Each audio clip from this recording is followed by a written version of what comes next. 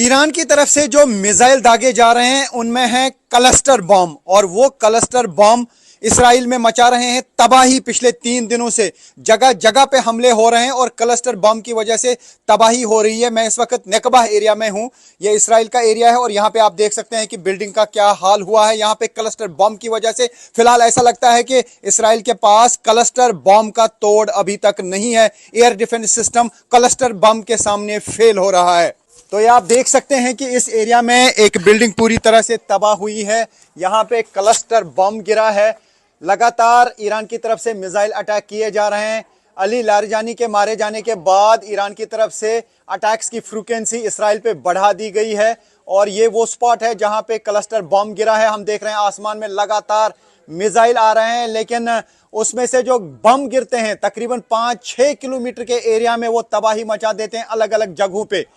Air defence system missile को intercept तो कर पाता है, लेकिन उस मिसाइल से जो बम गिरते हैं वो अलग अलग जगहों पे तबाही मचा देते हैं। तो फिलहाल हम यही कह सकते हैं कि क्लस्टर बम का अभी इसराइल के पास तोड़ नहीं है और ईरान की तरफ से जो ये हमले किए जा रहे हैं ये यहाँ पे तबाही मचा रहे हैं और हम उसी स्पॉट पे हैं जहां पे क्लस्टर बम गिरा है। तो ये आप देख सकते हैं कि बिल्डिंग के अंदर क्या हाल हुआ है। पूरी तरह से ये बिल्डिंग जो है डैमेज हुई है, क्योंकि यहाँ पे जो बम गिरा उसकी वजह से ये बिल्डिंग तबाह हुई है। ऐसा लगता है कि अब ईरान की तरफ से वही वॉरहेड भेजे जा रहे हैं, यानी वही मिसाइल भेजे जा रहे हैं जिनमें क्लस्टर बम है, क्योंकि अगर ये मिसाइल इंटरसेप्ट हो भी जाता है लेकिन उसमें से जो बम गिरते हैं वो अलग अलग जगहों पे तबाही मचा देते हैं। तो फिलहाल ईरान के पास एक बड़ा हथियार साबित हो रहा है क्लस्टर बम, जिसकी वजह से इसराइल में काफी जगहों पर नुकसान हो रहा है। तो जो फ्रीक्वेंसी बढ़ाई गई है ईरान की तरफ से उससे काफी सख्ते में आ गया है इसराइल, क्योंकि काफी जगहों पे ये जो क्लस्टर बम गिरते हैं वो तबाही मचा देते हैं, जानी नुकसान भी करते हैं और माली नुकसान भी। हालांकि इसराइल के पास एक लेयर है एयर डिफेंस सिस्टम का। शॉर्ट रेंज मिसाइल्स के लिए उनके पास आयरन डोम है, उसके अलावा लॉन्ग रेंज के लिए एरो 3 है, डेविड स्लिंग है और थार्ड है जो यूएस का एयर डिफेंस सिस्टम है। लेकिन अगर सभी क्लस्टर बॉम्ब्स को इंटरसेप्ट करने के लिए इन एयर डिफेंस सिस्टम का इस्तेमाल किया जाएगा तो उसमें काफी सारा एम्यूनेशन खर्च हो जाएगा, काफी सारे मिसाइल्स और रॉकेट्स खर्च हो जाएंगे और इसराइल का जो डिफेंस सिस्टम है वो बहुत जल्द खत्म हो सकता है। तो ऐसे में एक बड़ा चैलेंज बना हुआ है इसराइल के लिए क्लस्टर बॉम्ब।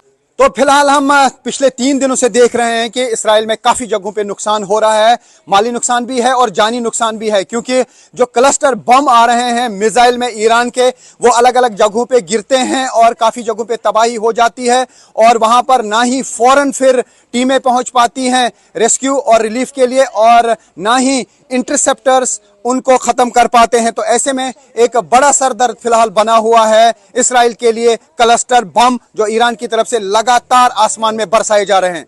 लगातार ईरान की तरफ से मिसाइल अटैक किए जा रहे हैं। अली लारिजानी के मारे जाने के बाद ईरान की तरफ से अटैक्स की फ्रीक्वेंसी इसराइल पे बढ़ा दी गई है और ये वो स्पॉट है जहां पे क्लस्टर बम गिरा है। हम देख रहे हैं आसमान में लगातार मिसाइल आ रहे हैं, लेकिन उसमें से जो बम गिरते हैं तकरीबन 5-6 किलोमीटर के एरिया में वो तबाही मचा देते हैं अलग अलग जगहों पे। एयर डिफेंस सिस्टम मिसाइल को इंटरसेप्ट तो कर पाता है, लेकिन उस मिसाइल से जो बम गिरते हैं वो अलग अलग जगहों पे तबाही मचा देते हैं। तो फिलहाल हम यही कह सकते हैं कि क्लस्टर बम का अभी इसराइल के पास तोड़ नहीं है और ईरान की तरफ से जो ये हमले किए जा रहे हैं ये यहाँ पे तबाही मचा रहे हैं और हम उसी स्पॉट पे हैं जहां पे क्लस्टर बम गिरा है। तो ये आप देख सकते हैं कि बिल्डिंग के अंदर क्या हाल हुआ है। पूरी तरह से ये बिल्डिंग जो है डैमेज हुई है, क्योंकि यहाँ पे जो बम गिरा उसकी वजह से ये बिल्डिंग तबाह हुई है। ऐसा लगता है कि अब ईरान की तरफ से वही वॉरहेड भेजे जा रहे हैं, यानी वही मिसाइल भेजे जा रहे हैं जिनमें क्लस्टर बम है, क्योंकि अगर ये मिसाइल इंटरसेप्ट हो भी जाता है लेकिन उसमें से जो बम गिरते हैं वो अलग अलग जगहों पे तबाही मचा देते हैं। तो फिलहाल ईरान के पास एक बड़ा हथियार साबित हो रहा है क्लस्टर बम, जिसकी वजह से इसराइल में काफी जगहों पर नुकसान हो रहा है।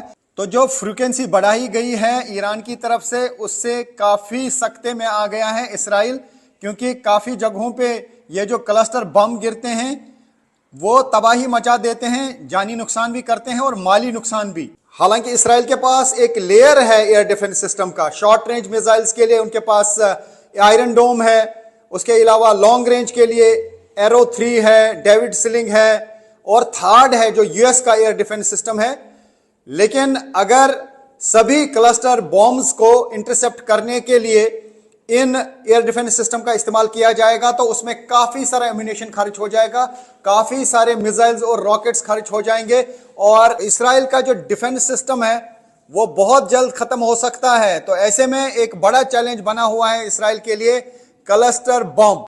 तो फिलहाल हम पिछले 3 दिनों से देख रहे हैं कि इसराइल में काफी जगहों पे नुकसान हो रहा है, माली नुकसान भी है और जानी नुकसान भी है, क्योंकि जो क्लस्टर बम आ रहे हैं मिसाइल में ईरान के, वो अलग अलग जगहों पे गिरते हैं और काफी जगहों पे तबाही हो जाती है, और वहां पर ना ही फौरन फिर टीमें पहुंच पाती हैं रेस्क्यू और रिलीफ के लिए, और ना ही इंटरसेप्टर्स उनको खत्म कर पाते हैं। तो ऐसे में एक बड़ा सरदर्द फिलहाल बना हुआ है इसराइल के लिए क्लस्टर बम, जो ईरान की तरफ से लगातार आसमान में बरसाए जा रहे हैं।